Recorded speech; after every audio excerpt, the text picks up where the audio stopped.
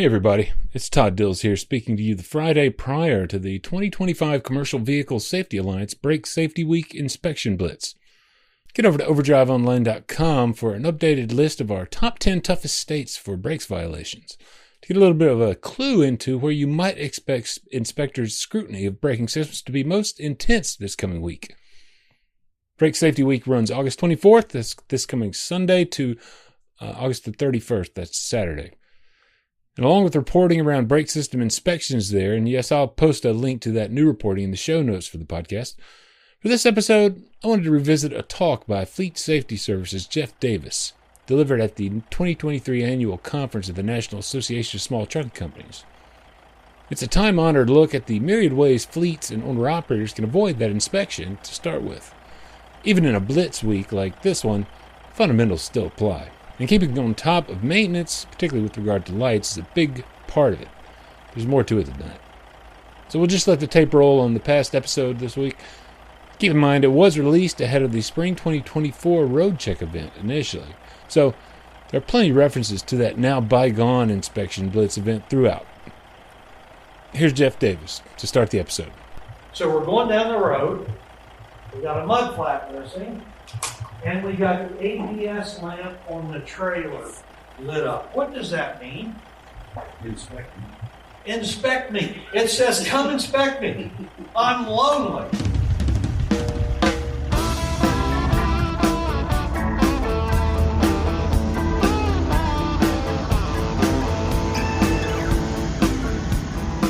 So that was just a bit of the wisdom of the many years of experience from behind the wheel to where he is today as a consultant for fleets mostly small and some larger. That'd be the wisdom of one Jeff Davis and his Fleet Safety Services business, operating out of a home base in Ohio. He's been a regular presenter at the National Association of Small Trucking Companies now for years, and that's where I caught the audio you heard there. Davis was addressing a packed house of owner-operators and other small fleet owners on the topic of practical steps to take to avoid inspections. That is, you just don't need them. I'm Todd Dills, your host for this February 23rd, 2024 edition of Overdrive Radio, where we'll hear more about that ABS malfunction indicator on the trailer. Regular readers will recall those trailer malfunction indicators were a focus of the 2023 Roadcheck inspection blitz. And leading into the event, I found that warning light systems on trailers accounted for well more than half of all air brake related ABS violations. There's a reason for that, as Davis noted. When something's awry, that light comes on, giving an easy visual cue for an officer to inspect. And if you're inspected, well, it's a likelihood of violations and issues then that can compound for you or your small fleet. This year, Roadcheck's focus is drug and alcohol, but another piece of the braking system too, namely the tractor protection system that's a fail-safe designed to keep pressure in the air system in the event of a big loss somewhere. My colleague Alex Lockie here with Overdrive this week spoke to Jeremy Disbrow with CVSA, an inspection specialist and longtime law enforcement officer, about how they check the tractor protection system, a standard part of a level 1 inspection. Disbrow said many among operators he's experienced through the years take the wrong approach to it. Here's what inspectors do to make certain it's working correctly and maintaining at least 20 psi in the system. Inspectors typically chock the wheels to make sure the truck doesn't roll away, then release all its brakes, then pop both glad hands. They remove the glad hands from the truck and trailer and listen to the air escaping. Once it stops, they go back up to the cab, and as long as pressure in the system is 20 psi or higher, all is well. If testing that valve that way isn't part of your pre-trip, consider it making it one, Jeremy Disbrow said, and beware lesser approaches to the process, he added. He noted a lot of guys think they're testing for it when they pump down the brakes and wait for the dash valve to pop out, but it's not really the same thing. Find Alex Lockie's reporting with more detail from that overview for Roadcheck this year, happening in mid-May at overdriveonline.com. I'll post a link to it in the show notes too. As for downstream ramifications of any individual inspection, if Warren McCurdy's story from a couple weeks back wasn't enough, Jeff Davis at the NASTC conference sought to emphasize ways you can minimize the likelihood of getting sideways with auditors and roadside officers. And here's how he set the stage for the talk.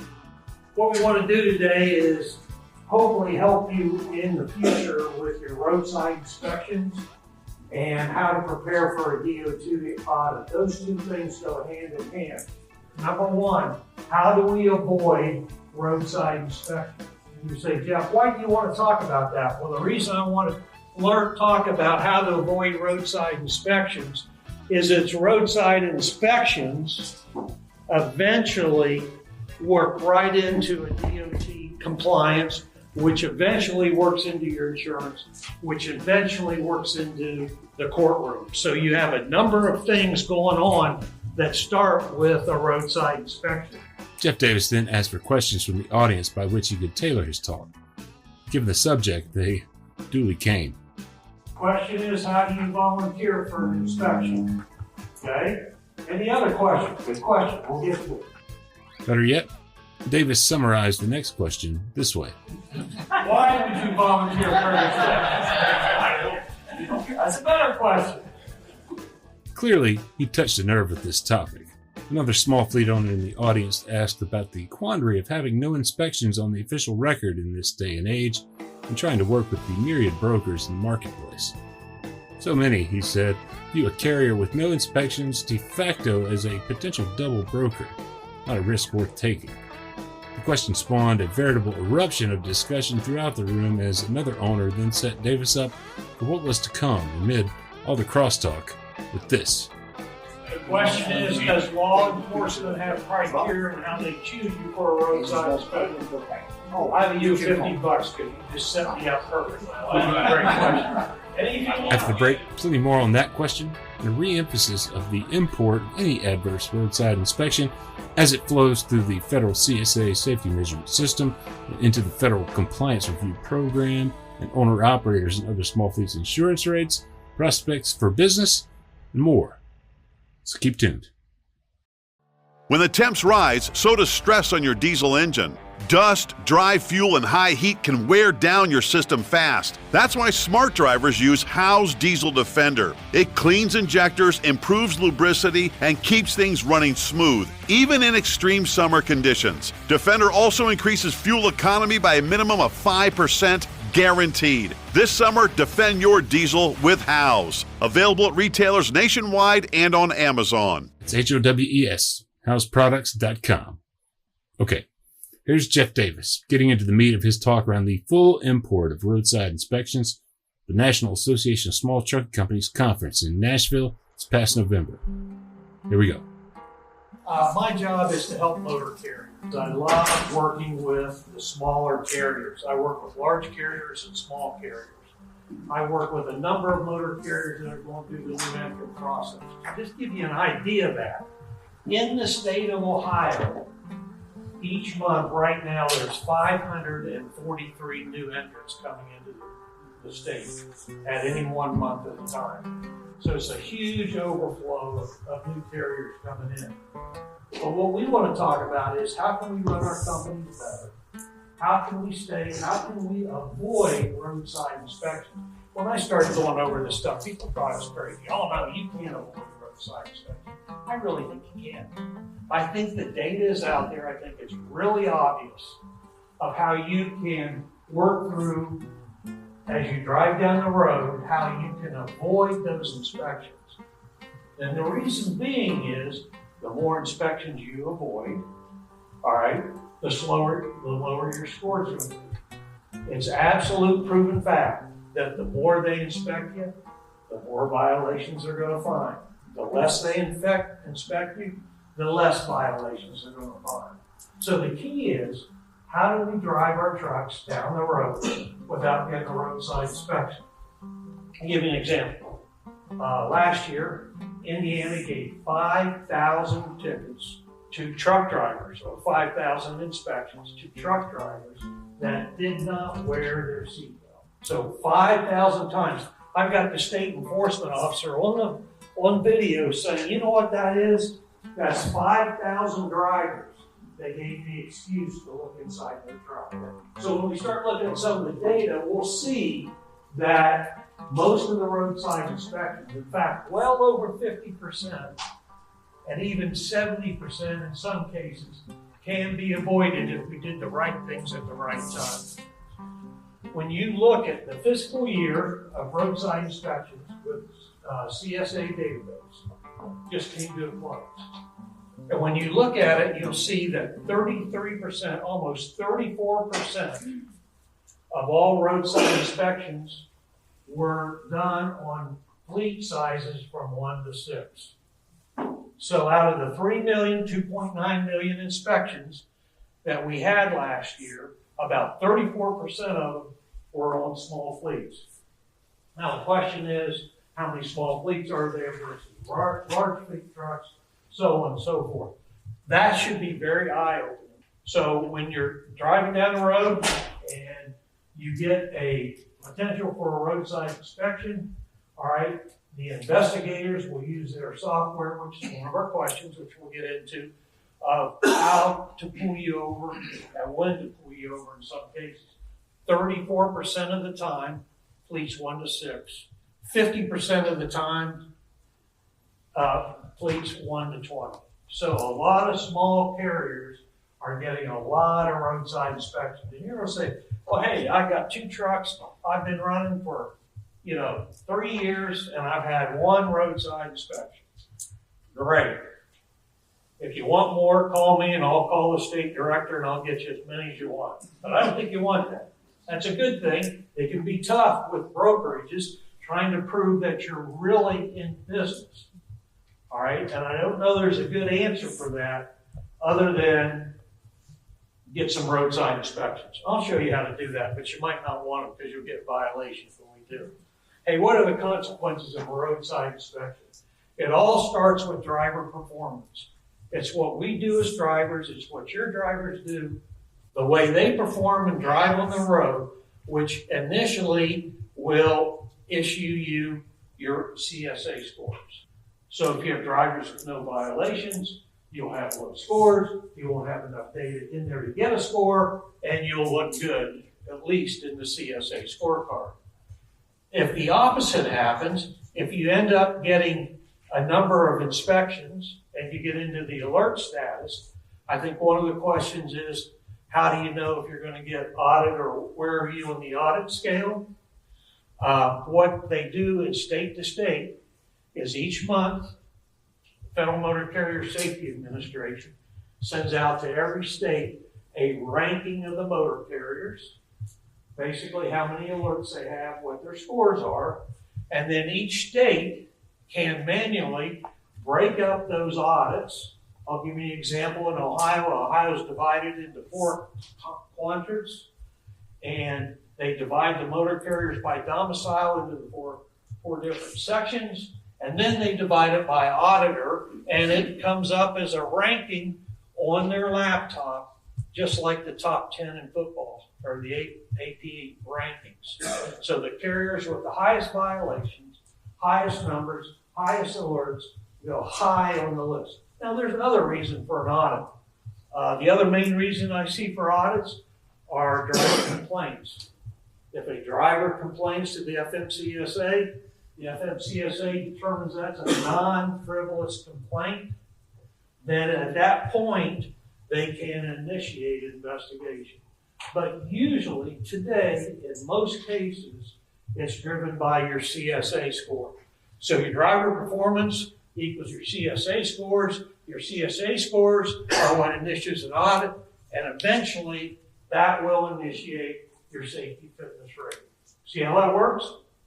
So if we control the data at the top, the input of our data, our driver performance, not easy to do, but if we're able to do that, if we hold our drivers accountable, if we have a good safety culture, that will eventually lower our scores. Once we lower our scores, we'll be less on the audit radar. Make sense? Now all we have to do is just control roadside inspections. That's the beginning point. So we'll work with that. When we look at roadside inspections, and this is data that's gone on for 2 or 3 years, some rough numbers here. We know that when we look at all 2.9 million, 3 million inspections, we know that about a third of the time, the inspection is triggered by an observable defect. About a third of the time, the inspection is triggered by unsafe driving. And a third of the time, it's driven by the motor carrier's ISS number. That's ISS, or Inspection Selection System. Every motor carrier has an ISS rating, as regular listeners and longtime Overdrive readers will be well aware. That ISS number has a big effect on the efficacy of bypass systems like pre-pass and drive-wise for pre-clearance. Have a high ISS score? Those systems are going to be less effective for actually getting the green light and bypassing the scales. High ISS numbers for any motor carrier, Davis goes on to explain, mean effectively a greater priority placed on that carrier for inspection all across the country. If you're operating with Motor Carrier Authority, do you know what your ISS number is?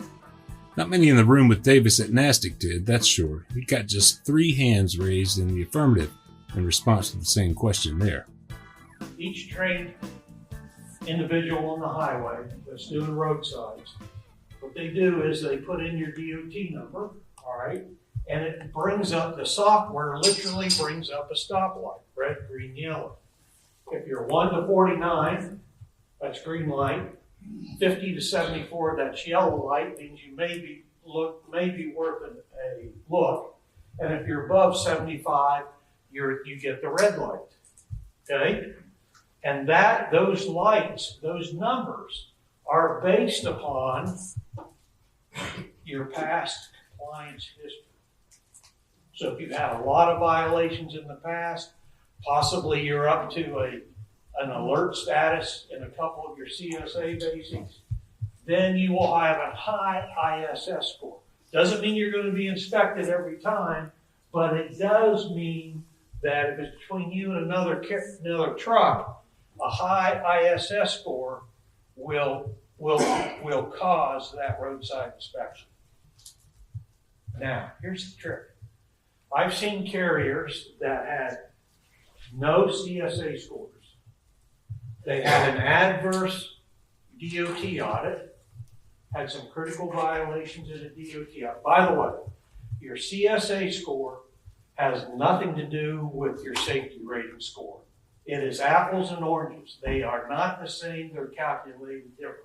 So I've seen motor carriers that have had low CSA scores, their ISS number getting the green light, 20, 30, 15, 18.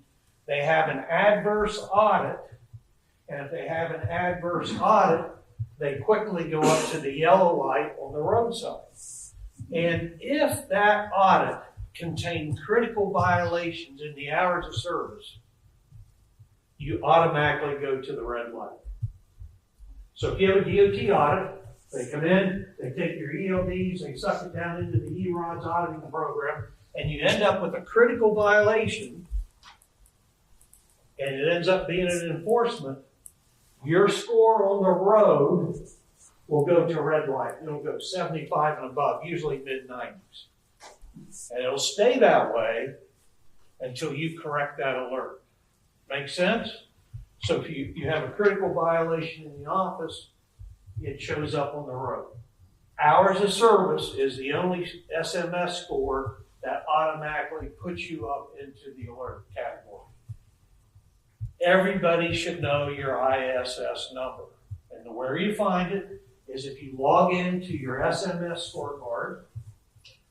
On the home page, you scroll all the way to the bottom, you'll see carrier history, and you'll see ISS score. You can click on that, and that will show you what your score is. Any questions on that? So that was on the FMCSA portal? Yes, or actually the SMS scorecard, which you can find on the portal or log directly into it. All right, we good? Let's keep moving here. Here we are, crossing the scale. First thing the scale master is going to do is put in the DOT number. Up comes the software, and in this case, it shows that we're in the inspect category because we have some alerts. Doesn't mean they use this every time, but when they do need an inspection, they will go to this ISS. Many times we've already shot ourselves in the foot before we get to that point. Here, a question from the audience, as summarized by Jeff Davis. The question is, if you get into the red category, how do you get out of that? Is it just a passage of time? Well, time does heal a broken heart to some degree because some of your violations will drop off. The algorithm for your ISS number is about 10 pages long. So it takes in a bunch of different factors of how they rate you. So the answer to your question is, don't get any more violations. Stop. Because every violation going into your CSA scorecard is triple weighted. Triple weighted for the first 6 months it's on a carrier's CSA SMS profile, that is. Then another question, again summarized by Davis. The question is, and I see I can't avoid this anymore, we've got what can we do with a corrective action to bring them in to look and see what we've done, okay? Technically, by policy, it doesn't mean that it's a hard, fast rule, but I've seen very few incidents where they'll come in under a request and inspect a vehicle, okay? They're monitored very closely on that. They don't want to go down that trail because motor carriers, I believe, could set up different things to get a bunch of clean inspections, okay? So you know, yeah. Well, the point is, they can't catch you and do your job when you're out on the road when you have a chance of something to break. So there's real no good way of doing that that I'm aware of, okay? Sorry for the good news, but it works that way. All right, we're going to play this game. We did this last year. Look at this roadside inspection. What's my trigger event? Littering a cigarette butt on the window of a patrol car. What caused that inspection? All right, I know. Look at this. What did the driver have? A false law. You're telling me that roadside inspector had x-ray vision. He looked through that truck. He saw that log was false. The driver just happened to throw a cigarette butt out the window. I'm going to go get that person. No, it was the trigger event that caused it. Here's another one. Hard to read in the back. We got mud flap, defective ABS indicator lamp on the trailer, and we've got insurance violation. So we're going down the road. We got a mud flap missing. And we got the ABS lamp on the trailer lit up. What does that mean? Inspect me. Inspect me. It says, come inspect me. I'm lonely. I want to see an inspector. I want to get my $25. Except you're not going to get $25 because that ABS light, once you're moving and hooked up down the road, it must be out. I go into motor carriers and I see they had 10 ABS lights on trailers. I did a case study with a client about a month ago. This blew my mind. About 100 drivers. I broke down all their roadside inspections, and guess what? 85% of all their violations happened at a scale. Now, I'm from the old school trucker. I trucked back when you had to crank Tin Lizzie to get it going. Back in those days, we never went over the scale to get it going. So we got one driver. I'm going to call him Billy Bob. I'm looking at this roadside inspection, okay? And the roadside inspection says that there was a semblance of a tire hanging in the rim as the driver went over the scale. This, honestly, this smart but inspector writes that on me. Regular listeners will well recall Warren McCurdy's experience of rolling across a Washington scale with a flat trailer tire, a situation that led McCurdy to experience the impacts of inspection violations Davis is talking about here. In McCurdy's case, he truly did not know the tire had lost the air it had. The trailer was empty, and it appeared to have happened in transit before he got to the scale. In the case that Davis mentioned, though, the outcome wasn't quite the same, to say the least. So I call the owner and I say, hey, no big deal. But this is pretty weak, all right? What did the driver say? And he had talked to the driver. Called the driver in, driver said, boss, I'm really sorry. I knew that tire was that way, but I thought the scale house was on the other side. I thought they'd never see you on the other side of the train. 70% of all their roadside violations happen right at the scale. Do these scales move? No. No, they're set places, and most of their drivers, guess what, are dedicated drivers.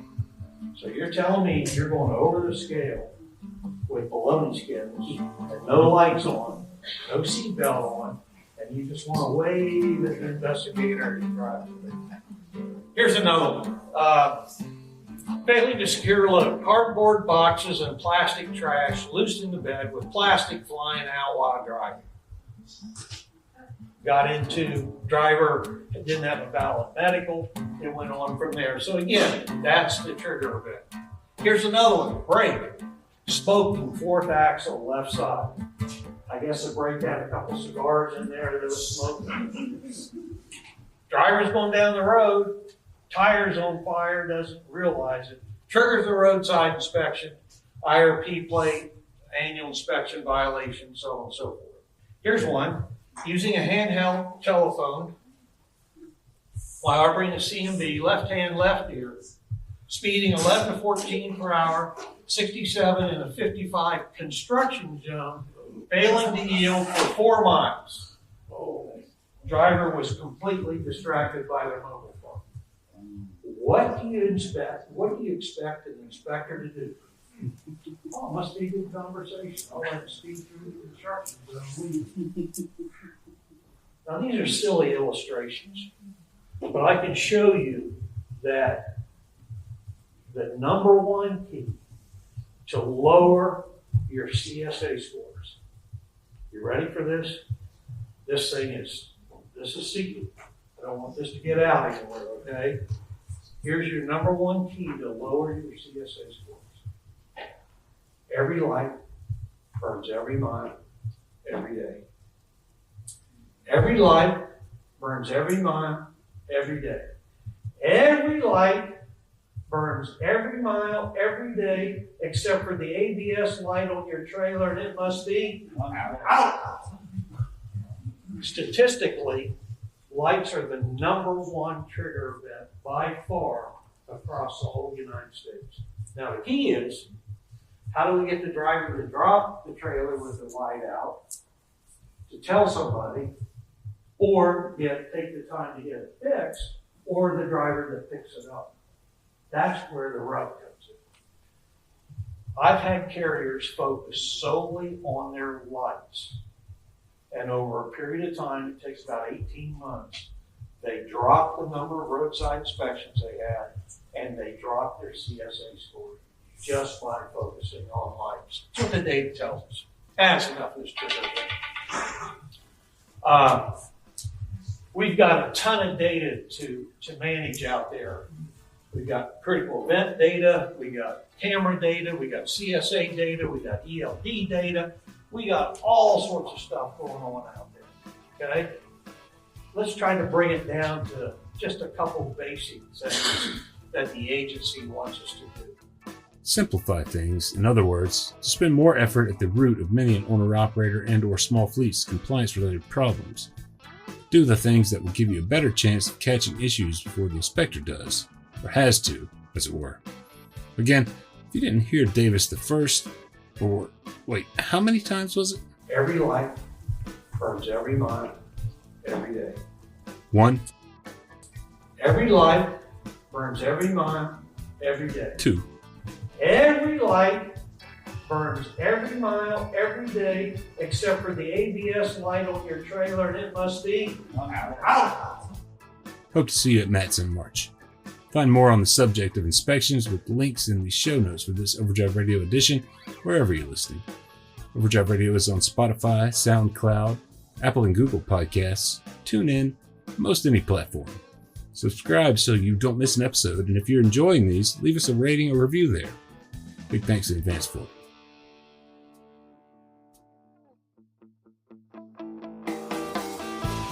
Overdrive Radio is a production of Overdrive, the voice of the American trucker.